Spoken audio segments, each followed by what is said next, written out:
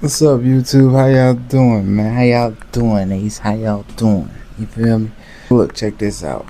My page is basically about, rehabs and all that other thing, and like my story and everything. So I've had a few people who ask, like, where's rehab? Da, da, da. Like people who's interested in going to rehab. So to me, I'm gonna break down the rehab process for those of you who are thinking about going yourself, or somebody that you want them to go, or anybody just has any questions about it, because I've been through the whole process.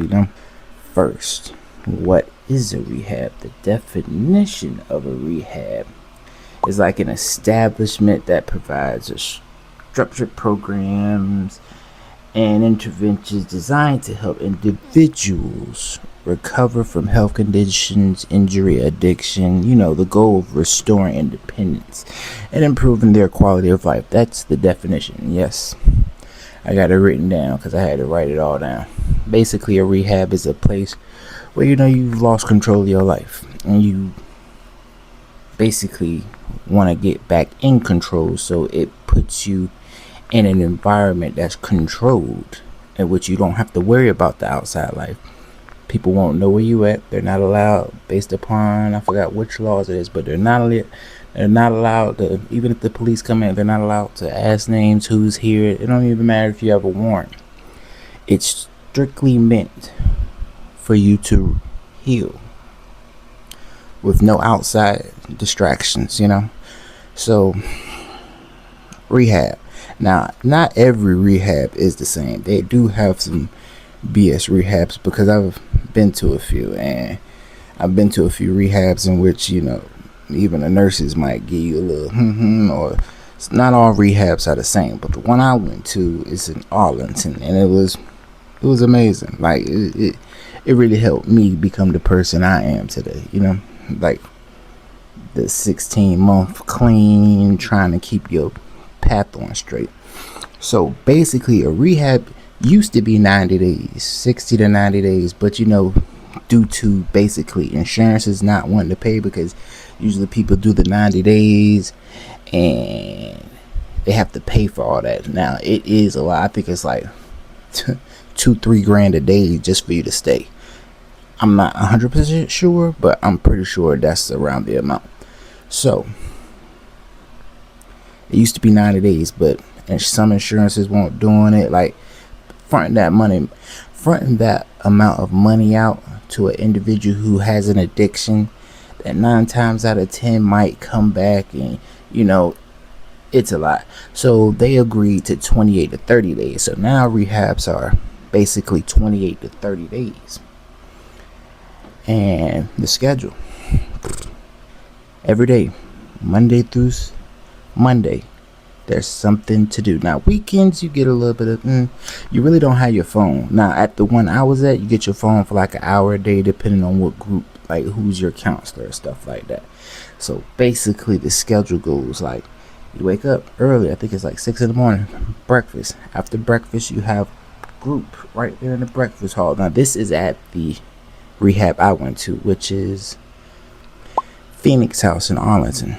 So we did breakfast, then we did little group, then after that you got a little activity, you got a little break, you can go to the gym, who knows, da da da da da, boom. Then after your gym, you have that outside time, da da da da, you have lunch. Then after lunch, you have your individual group, like your individual counselor group. This is like a small group where it's like 8 to 12, maybe 14, 15 people at max. This is your group, and whoever your counselor is, they'll get to know you more in depth, and they basically set a plan with you, and y'all work the whole time you're there. You're working on yourself. And after that individual group, like the small group, you take a break. I think you can go back to the gym, or you got the ball. Well, the one I had a volleyball court, in which I'm like that. Ask about me. Then after that, I have a big group meeting, like when the whole rehab facility come down into this classroom, and you getting taught every day. It's a different either counselor or somebody comes in. Boom. Then they have a time, you go out, you eat dinner. Then after dinner, there's these people who might come in. They might come in from NA or from AA. And if you don't know what NA or AA means, it's Narcotics Anonymous or Alcoholics Anonymous. They come in, tell their story. You have group dialogue. And go up and tell what you went through and everything. And, it goes on like that. Then after that, you get some break. Lunch times, I think. I forgot exact times because I'm far out of residency. And that's what this program is. It's residencies. Now, the great benefits of this, okay, you have individual counseling. You can always go to your counselor. You stay there. You have your own room. Yes, you have up to 4 roommates with you, which that can be a little bit difficult, especially if you got a roommate that snores or something. But it's kind of good, So if you're going through something, you got roommates there to help you through it. Then you have individual counselor. You can go up to your counselor's office who's like on the 2nd floor. Go there, talk to them about whatever, talk to them about your plan, come up with this, that, and the other. Boom, keep going forward. Also, they have 24-hour nursing there. At that particular rehab, I was going because I had a real bad addiction, and I was on one of the drugs that I did was Xanax real bad, and it had my blood pressure. I had been so high for so long that my body wasn't used to, my heart wasn't used to its normal pace. So I always had high blood pressure. Boom, boom, boom. So if you are on watch, when you first come in, they put you right across the hall from the nurse's office, which is really great. It's a little room. Boom, 4 beds. They put you in there and they come check on you all through the night. Perfect. But you can go medical anytime. They have 24-hour medical services, and they're very professional. Boom. On top of that, they have doctors, and then I think it's like every day, they'll take you out so you can go to an NA or AA meeting.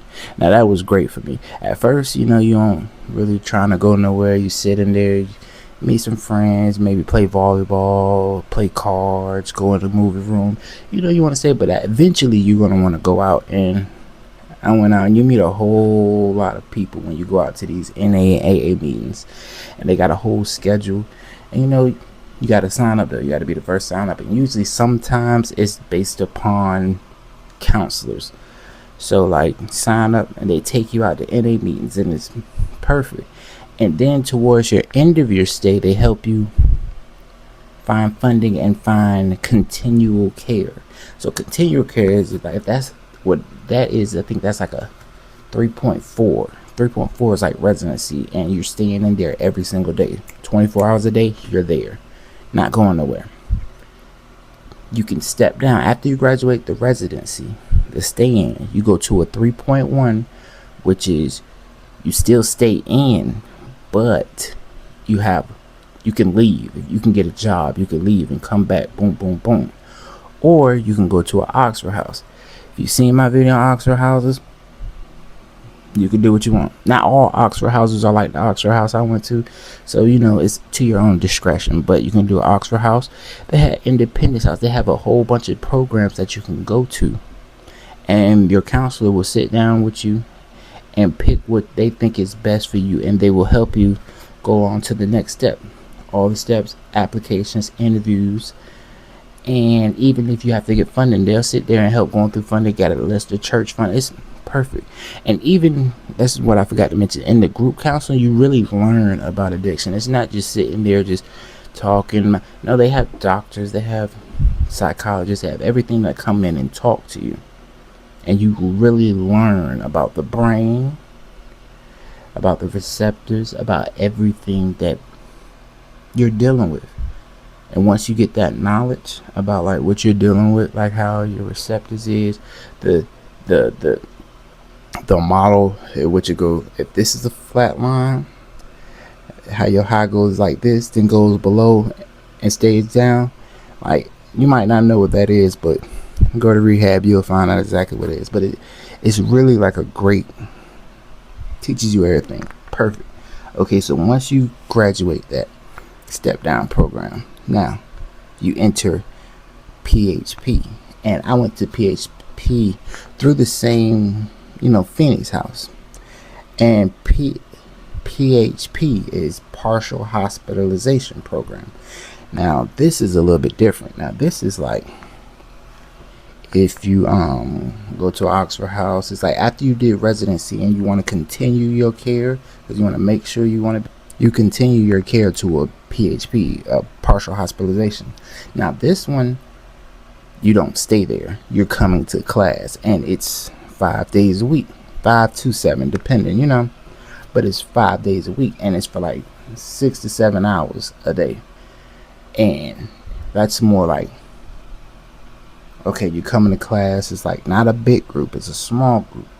And the small group, it could be like anywhere from like 8 to about 20 people, not that big. And they have separate times, so like they separate it up depending on what level you're in. But it's small. Every day, you get one break, lunch break in the middle, about an hour, boom. But there's a whole program which the counselors help you. And even in PHP, even in the continual care, you get your own different counselor, and they help you manage as you're going along through these processes. You still have drug screenings, which you had in residency. I forgot to say that, but you still have drug screenings. Like, it's random, so you never be able to sit there and be like, okay, they're not stupid. They know you're an addict. So it's not like they're going to tell you, that you're not going to take one this day, but you're going to take one the next week. No, it's like random. You could take 2 a week, you could take 3 a week, you could take 1 a week. It's random. Trying to make sure you're all right. And, you have the individual accounts, and like I just said, but the great thing about this part of the program is like now, like you're getting help. If you need a job, it's hard for you to find a job or whatever. They have resources there and a counselor there who will talk to you about helping you get a job. If you help struggling finding housing, that the resource counselor can help you with that. Whether it's funding for this, housing, food, they bring in food from the food bank all the time. If you need help with food, boom. You need help finding NA classes, boom. The resources there, perfect. The only way you won't get better is if you don't want to get better, and if you blatantly like not show up, or if you show up and you just sit around and not do nothing and leave once class is over. But it's kind of hard to even do that because the interaction is positive. Like, I'm not even gonna lie, I used to think rehab was dumb, stupid, but it's like once you get to knowing the people there, they cool. You want to interact with people because y'all all there for the same reason. Y'all all been through somewhat of the same problem. Some people worse, some people not worse, but it's kind of cool. Then after about, I think PHP can go from like 4 to 6 weeks, no, like 4 to 8 weeks. Boom, after your 8 weeks there, you tell your my story. Your my story, I hated it. I don't like telling my story. Still get emotional to this day, but you tell you my story. After you tell you my story, that's basically your graduation. You get a certificate, boom, a little teeny metal bing, and then boom, you move on to IOP. Now IOP is intensive outpatient program. Now this is a little bit more, giving you more leniency. Okay, so you went from a 24-hour lockdown, you're in there every single day, boom, residency, to now you get a teeny bit more freedom, but you still have to come to class Monday through Friday for 7-8 hours a day. It's damn near like a job, but trying to get sober is a job, and it's not easy. So the IOP is a little bit more lenient, a little bit more relaxed. So you go there 3 days a week, and if I'm not mistaken, I think I was only there for like 3 hours out of the day, I believe, 3 or 2 hours. I think it's 3, and they have the same thing basically there. All the resources you get from PHP, because all of PHP, IOP, OP typically is with the same, company, and they have it all there. It's just different times and different dates. So like 3 days a week, boom, the same resources. Might be a smaller group. Sometimes it might be the same group because it's basically who's graduating from the PHP class. So you might run into people who have graduated before you even came to PHP, because IOP kind of lasts a little bit longer, right? And it's perfect, great. You're still learning things every single day. You're learning about the brain. You're learning about addiction in general. And then you get to tell what you went through. You get to break down problems and all this. And the group helps you along with the counseling. And it's perfect. They still have doctors there. They still have nurses. You still have resources, this, that, and other. They help you get a ride there if you can't get a ride. It's all perfect. 3 days a week, 3 hours a day.